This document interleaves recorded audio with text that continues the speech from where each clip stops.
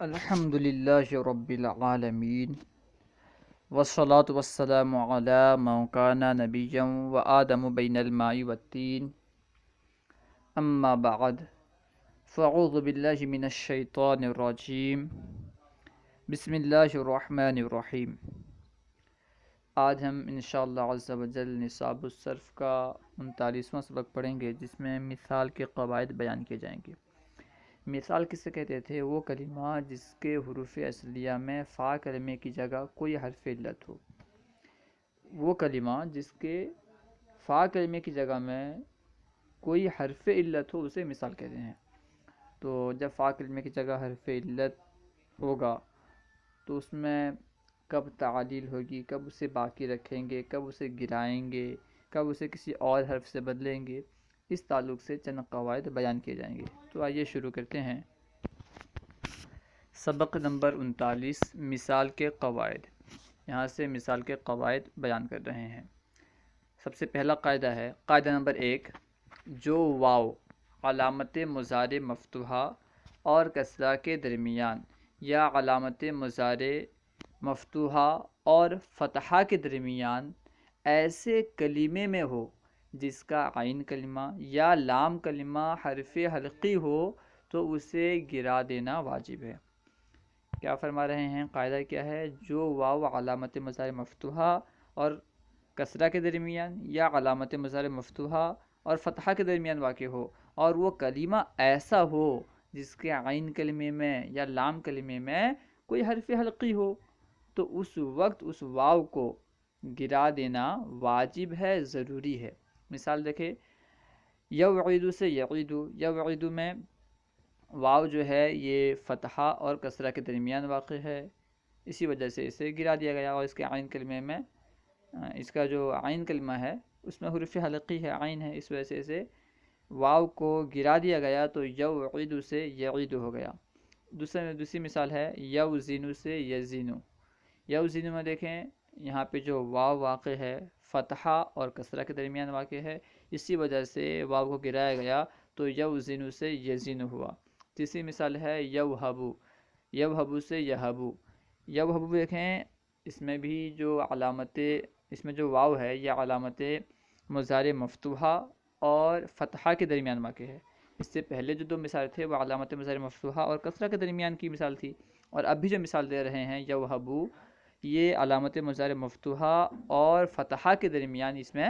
واو واقع ہے، اور ان کا عین کلمہ جو ہے اس مثال میں جو عین کلمہ ہے ہا، یہ حروف حلقی میں سے ہے، اسی وجہ سے اس کے واو کو گرایا گیا تو یوہبو سے یہبو ہوا۔ اور ایک مثال ہے، چوتھی مثال یودعو سے یدعو۔ اس میں بھی دیکھیں یودعو میں جو واو ہے یہ علامت مضارع مفتوحہ اور فتحہ کے درمیان واقع ہے، اور اس کا لام کلمہ حرف حلقی میں سے ہے، حروف حلقی میں سے لام کلمہ ہے، تو اس سے بھی واو کو گرایا گیا تو یودعو سے یدعو ہوا۔ تیسری مثال ہے یوسعو سے یسعو۔ اس میں بھی واو علامت مضارع مفتوحہ اور فتحہ کے درمیان واقع ہے، اور یہ کلمہ ایسا ہے جس کے لام کلمے میں حرف حلقی ہے، اسی وجہ سے اس کے واو کو گرا دیا گیا تو یوسعو سے یسعو ہوا۔ یہاں ایک نمبر حاشیہ دیا ہے، اور حاشیہ میں لکھ رہے ہیں تنبیہ، الف تنبیہ دو تنبیہ یہاں پہ ذکر کیے ہیں، الف اور با۔ تنبیہ الف، مثال واوی کے وہ مضارع معروف جن کی ماضی نہیں آتی اس سے بھی واو کو حذف کر دینا واجب ہے۔ یعنی بعض ایسے افعال ہیں جن سے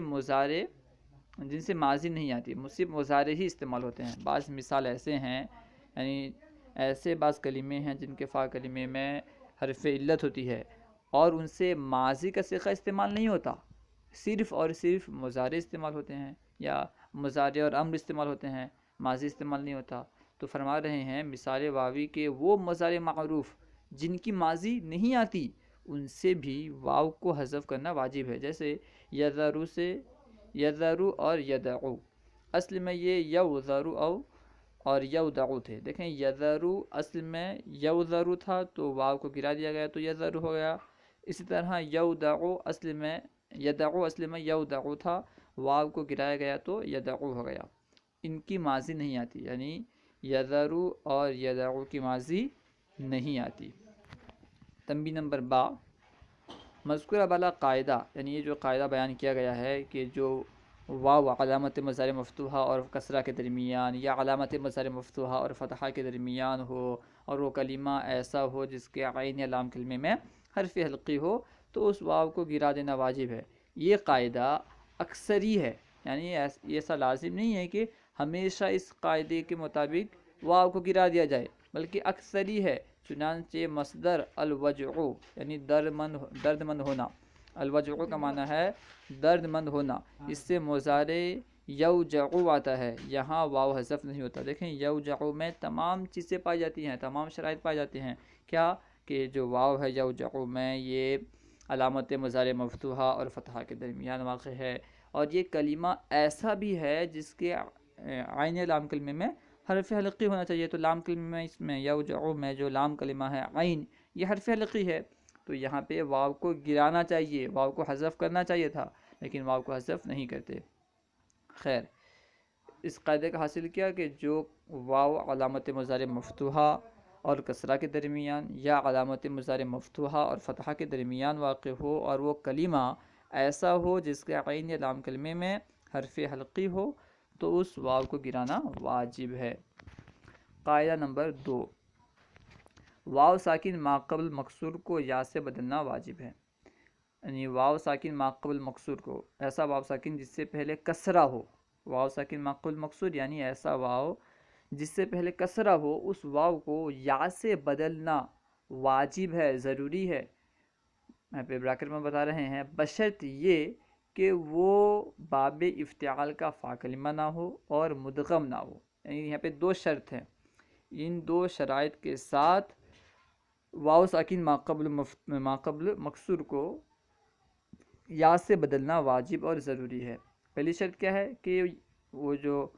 وہ باب افتعال کا فا کلمہ نہ ہو، وہ واو باب افتعال کا فا کلمہ نہ ہو، اور دوسری شرط کیا ہے کہ وہ مدغم نہ ہو۔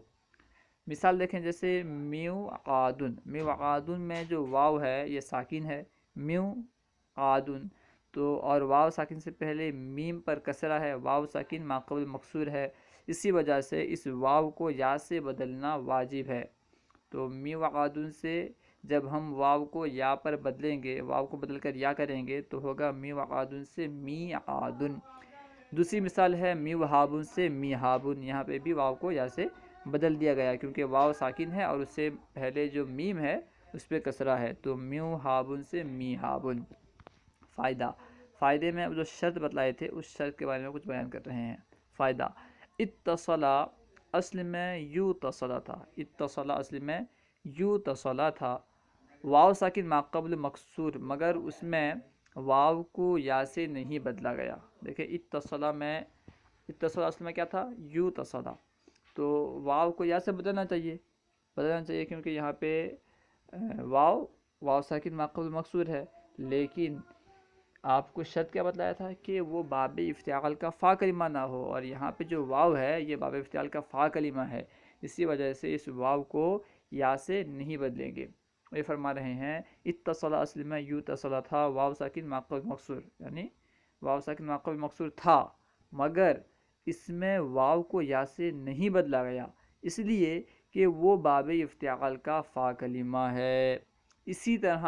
اجلی واضل میں واو ساکن کو یا سے نہیں بدلا جاتا کیونکہ وہ مدغم ہے۔ دیکھیں اجلی واضل میں واو ساکن ہے اور اس سے پہلے کسرہ بھی ہے، کیونکہ جو مشدد حرف ہوتا ہے اس میں ایک ساکن حرف ہوتا ہے اور ایک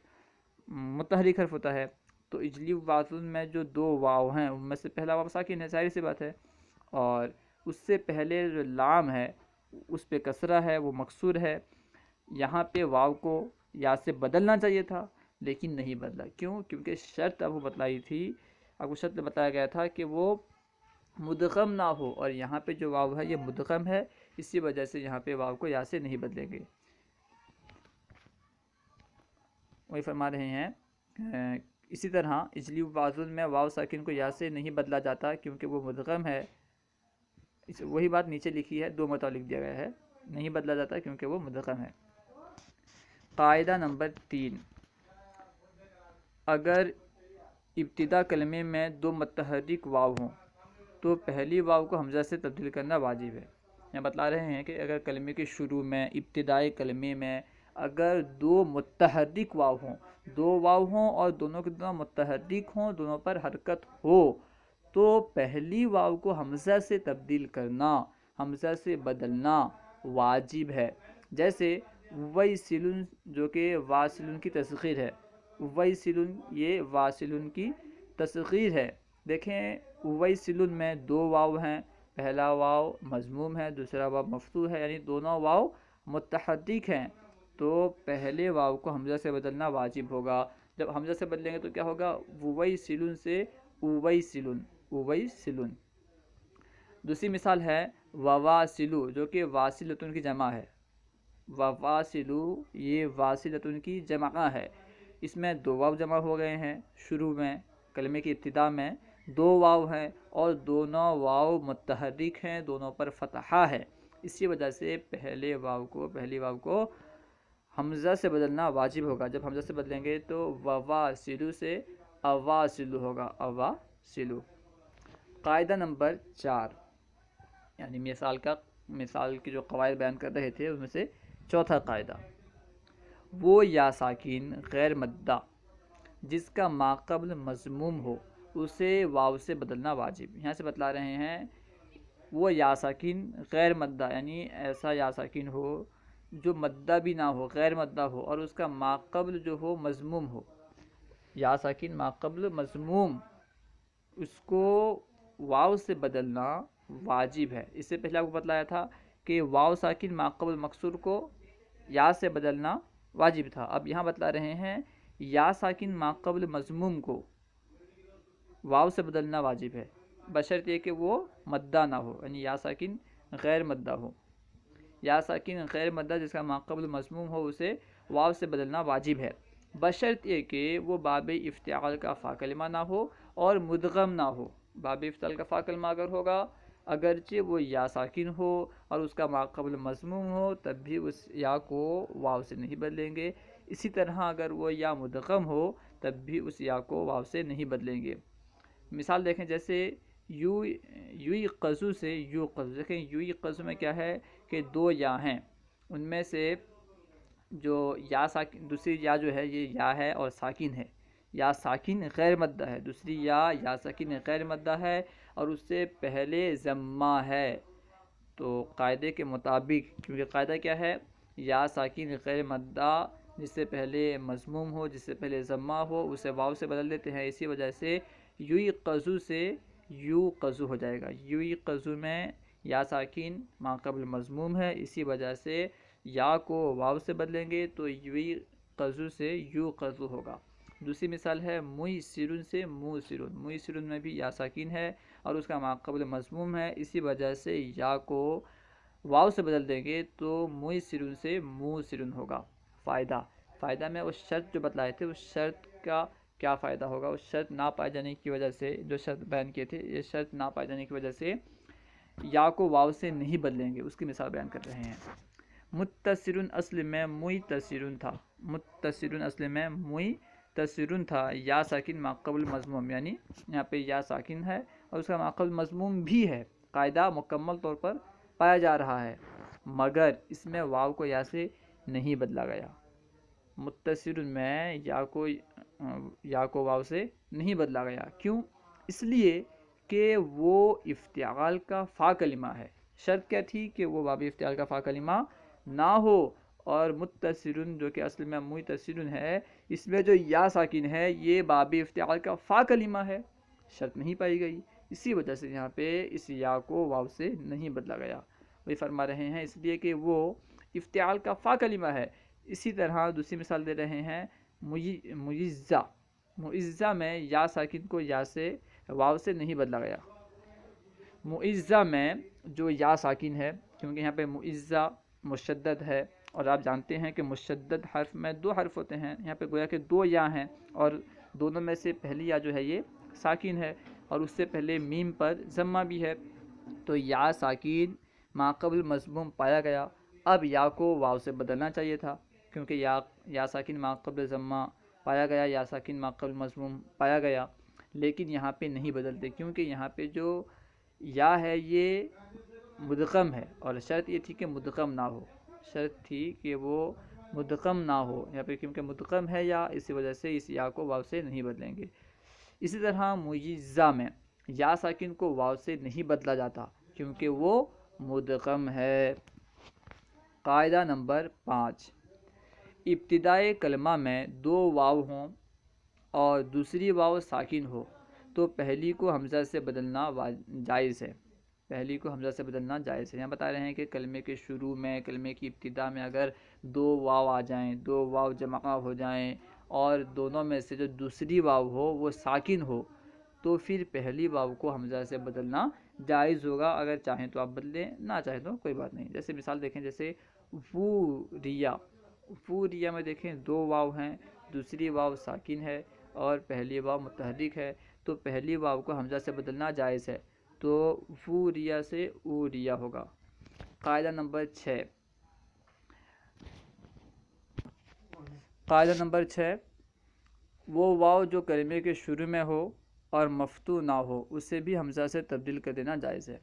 قاعدہ نمبر 6 کیا بیان کر رہے ہیں کہ وہ واو جو کلمے کے شروع میں ہو، کلمے کے ابتدا میں ہو اور مفتوح نہ ہو، یعنی وہ اس پہ فتحہ نہ ہو، تو اسے بھی حمزہ سے تبدیل کر دینا، حمزہ سے بدل دینا جائز ہے۔ جیسے مثال دیکھیں، وشاہن، وشاہن میں دیکھیں کلمے کے شروع میں واو ہے اور مفتوح نہیں ہے بلکہ مکسور ہے، اس پہ کسرہ ہے، اس واو کو حمزہ سے بدلنا جائز ہے، تو وشاہن سے کیا ہوگا؟ اشاہن۔ اور دوسری مثال ہے وقتت، وقتت سے اقتت، دیکھیں وقتت میں کلمے کے شروع میں واو ہے جو کہ مفتوح نہیں ہے بلکہ مضموم ہے، اس پہ ضمہ ہے، اسی وجہ سے اس کو یعنی وقتت میں جو واو ہے اس کو حمزہ سے بدلنا جائز ہوگا، تو حمزہ سے بدلیں گے تو کیا ہو جائے گا؟ وقتت سے اقتت ہو جائے گا۔ اور مفتوح ہونے کی صورت میں، اور مفتوح ہونے کی صورت میں اسے حمزہ سے بدلنا شاذ ہے، یعنی اگر کلمے کے شروع میں واو ہو، وہ مفتوحہ ہو، اس پہ فتحہ ہو، تو اسے حمزہ سے بدلنا شاذ ہے، بہت ہی کم ہوتا ہے کہ اسے حمزہ سے بدلا جائے۔ عام طور پر کیا ہوتا ہے کہ اگر کلمے کے شروع میں واو ہے اور وہ مفتوح کے علاوہ ہے، یعنی اس پہ کسرہ یا ضمہ ہے، تو پھر اسے حمزہ سے بدلنا جائز ہوتا ہے، لیکن اگر کبھی فتحہ آ جائے تو فتحہ کی صورت میں اسے حمزہ سے بدلنا شاذ ہے، خلاف قیاس کبھی کبھی بدل دیا جاتا ہے۔ جیسے مثال دیکھیں، وحدہ، وحدہ میں کلمے کے شروع میں واو ہے اور یہ مفتوح ہے، تو وحدہ سے احدہ ہو جائے گا، یعنی شاذ خلاف قیاس وحدہ میں جو واو ہے اس کو حمزہ سے بدل دیا گیا تو وحدہ سے احدہ ہوا۔ اسی طرح دوسری مثال ہے وناتن، وناتن میں بھی واو مفتوح ہے، باوجود مفتوح ہونے کے یہاں پر واو کو حمزہ سے بدلنا شاذ ہے، وناتن سے اناتن۔ قاعدہ نمبر 7، وہ واو یا جو باب افتعال، تفاعل کے فا کلمے میں آ جائیں تو انہیں یا سے بدل کر ادغام کر دیا جاتا ہے۔ یہاں بتا رہے ہیں کہ وہ واو یا جو باب افتعال یا تفاعل کے فا کلمے میں آ جاتے ہیں انہیں تا سے بدل کر ادغام کر دیا جاتا ہے، پہلے تا سے بدل دیتے ہیں اس واو اور یا کو، تو پھر اسے ادغام کر دیتے ہیں۔ مثال دیکھیں، اور اس کے لیے کچھ شرط بیان کر رہے ہیں۔ اس کے لیے شرط یہ ہے کہ وہ واو یا حمزہ سے تبدیل شدہ نہ ہو، یعنی یہاں جو بیان کر رہے ہیں کہ اگر باب افتعال تفاعل یا تفاعل کے فا کلمے میں واو اور یا آ جائیں تو انہیں ان یا اور واو کو تا سے بدل کر ادغام کر دیتے ہیں، لیکن اس کے لیے ضروری کیا ہے کہ جو واو اور یا باب افتعال تفاعل و تفاعل کے فا کلمے میں آئیں یہ حمزہ سے بدل کر نہ آئے ہوں بلکہ یہ اصلی ہوں، یہ واو جو باب تفاعل، افتعال اور تفاعل میں آئیں، تفاعل کے فا کلمے میں آئیں، یہ اصلی ہوں، تو پھر انہیں تا سے بدل کر باب تفاعل کے تا میں یا پھر افتعال کی تا میں اور تفاعل کی تا میں ادغام کر دیں گے، لیکن اگر یہ حمزہ سے بدل کر آئے ہوں تب اسے نہیں بدلیں گے، تا سے نہیں بدلیں گے۔ وہی فرما رہے ہیں اس کے لیے شرط یہ ہے کہ وہ واو یا حمزہ سے تبدیل شدہ نہ ہو۔ مثال دے رہے ہیں، جیسے یو تہبا، دیکھیں یو تہبا یہ باب افتعال کا ماضی ہے، اس کے فا کلمے میں واو ہے یو تہابا، تو اس واو کو تا سے بدل دیں گے پہلے، یو تہابا میں جو واو ہے اسے تا سے بدلیں گے تو ہوگا اتہابا، پھر دو تا جمع ہونے کی وجہ سے پہلے کو دوسرے میں ادغام کریں گے تو ہوگا اتہابا، تو یو تہابا سے اتہابا ہو گیا۔ دوسری مثال ہے باب تفاعل کی، دیکھیں باب تفاعل کی مثال دی ہیں تواہبا، تواہبا کے فا کلمے میں، تواہبا دیکھیں اس مثال کے فا کلمے میں جو ہے واو ہے تواہبا، تو اس میں جو واو ہے یہ فا کلمے کی جگہ میں واقع ہے، اسی وجہ سے اس واو کو تا سے بدلیں گے تو تواہبا سے تتاہبا ہوگا، جب تتاہبا ہوگا اب دو تا جمع ہو گئے، اسی وجہ سے اب دونوں تا کا آپس میں ادغام کر دیں گے، جب ادغام کریں گے تو پھر ابتدا بھی سکون لازم آئے گا، کیونکہ جب دونوں تا کو ادغام کریں گے تو پہلے کو ساکن کر کے دوسرے میں ادغام کریں گے، کیونکہ ادغام ایسے ہوتا ہے، پہلے کو ساکن کرتے ہیں پھر اسے دوسرے میں ادغام کرتے ہیں، جب پہلے کو ساکن کر کے اسے دوسرے میں ادغام کریں گے تو ابتدا بھی سکون لازم آئے گا، اسی وجہ سے حمزہ وصلیہ کو لے آئیں گے، جب حمزہ وصلیہ لائیں گے تو تتاہبا سے اتہبا ہوگا، تواہبا سے پہلے سب سے اصل میں کیا تھا تواہبا، تواہبا سے تتاہبا ہوا، پھر تتاہبا سے اتہبا ہوا۔ پھر باب تفاعل کی مثال دے رہے ہیں، تفاعل کی مثال جس کے فا کلمے میں واو ہو، توہبا، دیکھیں توہبا کے فا کلمے میں واو ہے تو واو کو جب تا سے بدلیں گے تو ہوگا تتہبا، تتہبا میں دو تا جمع ہوئے تو دونوں کو ادغام کر دیں گے، ادغام کرنے کے بعد پھر یہاں پہ بھی حمزہ وصلیہ کی حاجت ہوگی، حمزہ وصلیہ کی ضرورت ہوگی، اسی وجہ سے حمزہ وصلیہ لائیں گے تو ہوگا اتہبا، توہبا سے تتہبا، پھر تتہبا سے اتہبا۔ تنبیہ، یہاں بتلا رہے ہیں حمزہ کے بارے میں، کب حمزہ لائیں گے نہیں لائیں گے اس بارے میں بتلائیں گے۔ تنبیہ، یہ قاعدہ باب افتعال میں وجوبی طور پر جبکہ تفاعل اور تفاعل میں جوازی طور پر جاری ہوگا، یعنی یہ جو قاعدہ بیان کیے ہیں کہ اگر باب افتعال تفاعل اور تفاعل کے فا کلمے کی جگہ میں واو اور یا آ جائیں تو انہیں تا سے بدل کر ادغام کر دیا جاتا ہے، یہ قاعدہ باب افتعال میں وجوبی طور پر،